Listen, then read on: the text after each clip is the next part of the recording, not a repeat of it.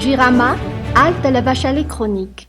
Depuis 2022, la compagnie de fourniture en eau et en électricité de Madagascar, Jirama, n'a pas cessé d'être secouée par une série de scandales de corruption impliquant ses hauts dirigeants.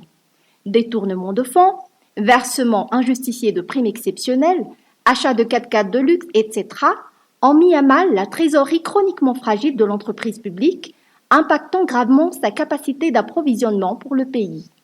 À chaque coup, les mandats d'arrêt et autres mesures judiciaires comme les interdictions de sortie du territoire sont défiés par les délinquants en col blanc qui prennent allègrement la fuite à l'étranger. En dépit de la mise en place de nouveaux chefs intérimaires censés assainir ce milieu, de nouveaux cas de détournement sont révélés au grand jour, à l'instar de cette manœuvre frauduleuse qui associe des responsables de la direction générale et du conseil d'administration dans l'achat exorbitant de groupes électrogènes commis avec la complicité des fournisseurs partenaires de la compagnie. Bref, des pratiques cupides devenues sans doute classiques au sein de cette société d'État aux grandes dames des citoyens consommateurs.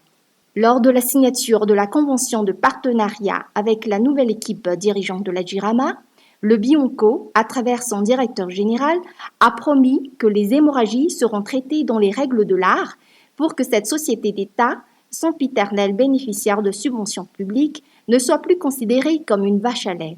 Le modus operandi ainsi révélé fait état d'un arbre qui peine à cacher la forêt à un moment critique où toutes les pendules du pays sont réglées au diapason de la bonne gouvernance en vue d'un bien-être collectif.